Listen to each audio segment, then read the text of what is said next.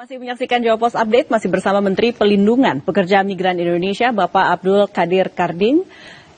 Nah, tadi sempat terputus obrolan kita soal ada opsi, Pak, preventif. Disebutkan ada istilah paspor khusus atau paspor dengan kode khusus untuk pekerja migran Indonesia agar mudah di tracknya.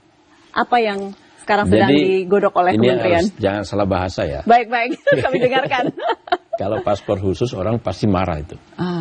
Karena itu kayak umroh buat paspor sendiri. Enggak, ini enggak. Okay, paspornya tetap yang ada, cuma kodenya ada kode kalau DPM itu ketahuan.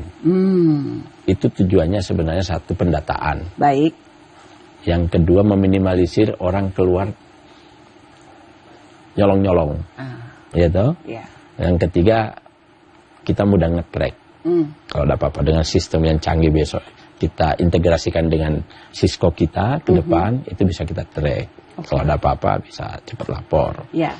Itu sebenarnya di situ. Jadi bukan buat paspor. Kalau buat paspor duit lagi, ini lagi. Nah iya, jangan sampai dimispersepsikan seperti itu jangan ya. miss. Jangan boleh miss. Terima kasih sudah cross check. Tolong dibantu. Ini langsung disuarakan, langsung mendengarkan apa kata Pak Menteri gitu. Soalnya kan begini Pak, kalau kita lihat di realita di lapangan, seperti Bapak bilang tadi, paspornya saya urus saja. Bisa jadi juga paspornya bodong Pak. Ya. Itu masih. Itu termasuk protes saya ke Kemipas. Karena ada beberapa kejadian foto KTP sama foto paspor beda. Gini lah dirapikan. Ya, ini yang lagi dirapikan. Oke, semoga gerak cepat dan bisa langsung punya impact. Saya tertarik dengan tadi terputus juga soal skill set dan sektor-sektor. Artinya Bapak optimis sebenarnya ini adalah hal baik untuk Indonesia bisa mengirimkan pekerja. Sangat optimis. Tapi sektor apa saja yang mungkin area ekspertis yang dibutuhkan? Banyak sih ya, misalnya gini, perawat, ya, kemudian hospitality, ya, kemudian manufacture, farming, banyak sekali, perikanan, banyak. Pilih 13 sektor. Di Jepang itu 13 sektor. Nah, itu semua skill. Nah, tantangannya sebenarnya adalah penyiapannya. Nah, jadi saya sudah bekerja sama dengan Kemendikti, Dikdasmen, dan beberapa lembaga-lembaga pelatihan yang ada di pemerintah dulu nih. Misalnya di KKP ada lembaga pelatihan untuk perikanan, ada politeknik mereka. Kemudian di perindustrian juga ada tempat pelatihan. Itu saya minta, di kesehatan juga ada, saya minta kerjasama. Nanti di luar itu saya dorong pengusaha untuk investasi di pelatihan kerja, apa namanya itu. Iya. Jadi mereka membentuk mendirikan tempat pusat-pusat pelatihan di kantong-kantong PM ini. Nah, itu yang kita lakukan. Nah, nanti bayangan saya begini, misalnya di Jepang ada 13 sektor. 13 sektor ini apa saja, gitu kan? Langsung kita konekkan, misalnya ke Universitas Diponegoro. Dia keahliannya apa? Manufaktur. Oke, mesin misalnya. Oke. Kamu bisa siapkan berapa dengan spesifikasi begini, nanti kirim ke Jepang, tambah bahasa Jepang ya. Nah, udah. Kita relate begitu, jadi agak sedikit terpimpin dia. Baik. Bahasa menjadi kunci sepertinya apapun. Pasti.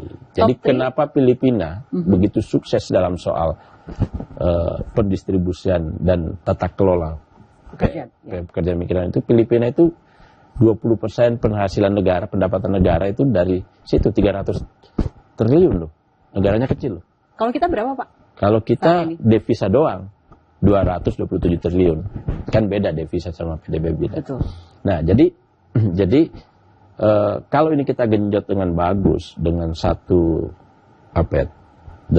sistem manajemen yang lebih baik, tata kelola yang lebih baik, saya yakin ini akan mengurai pengangguran yang ada di sini. Yang ada di Indonesia.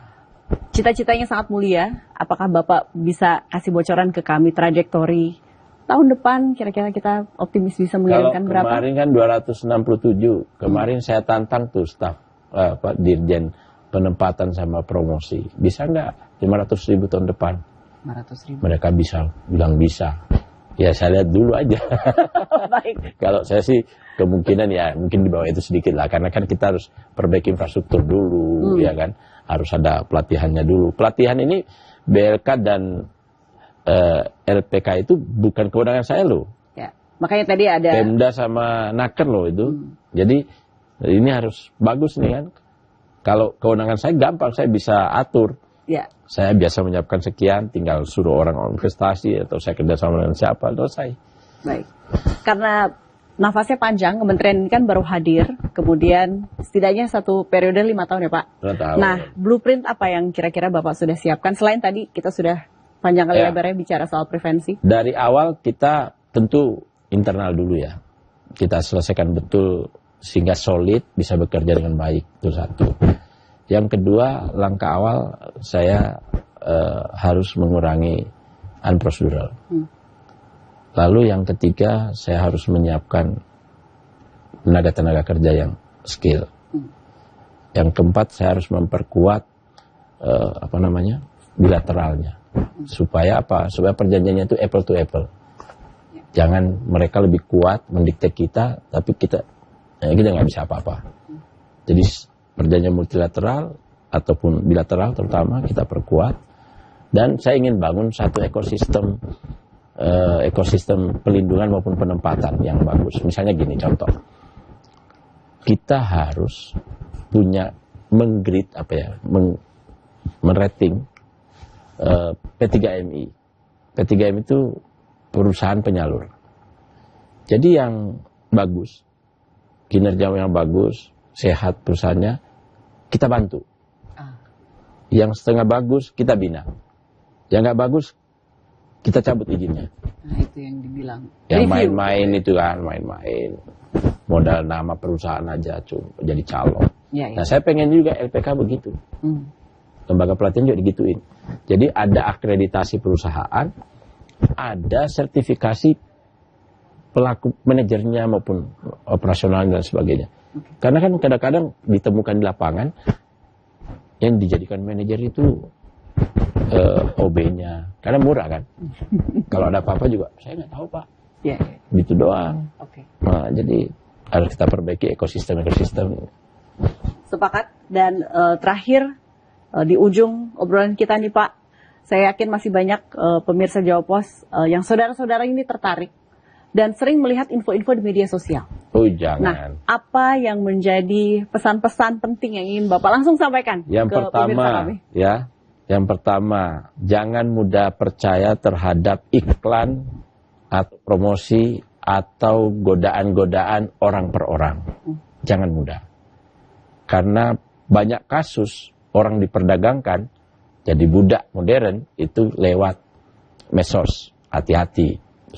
Yang kedua, tanya kepada kepala desa, perangkat desa atau keluarga kalau mau bekerja ke luar negeri.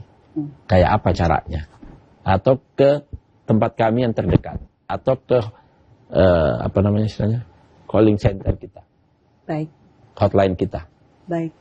Semangat Pak dengan tugas barunya, amanahnya beserta tim. Terima kasih Pak Menteri sudah berkenan hadir. Banyak. Salam untuk teman-teman di kementerian. Waktunya saya pamit. Saya Pura Anindita. Kita kembali ke Studio 2 Jawa Pos TV. Terima kasih Pak. Thank you ya. Gimana Nusantara People tertarik untuk jadi pekerja migran? Bekerja di luar negeri tertarik? Ayo. Tertarik kalau memang sudah ada jaminannya dan itu dipastikan legal. Nah, ya. Penting karena kemarin dulu sebelumnya kan memang namanya BP2MI. Sekarang dinaikkan menjadi setara dengan kementerian, jadinya Kementerian P2MI. Ini berarti sebenarnya pemerintah concern banget untuk memberikan perlindungan kepada pekerja migran Indonesia. Karena kan banyak sekali. Makin banyak.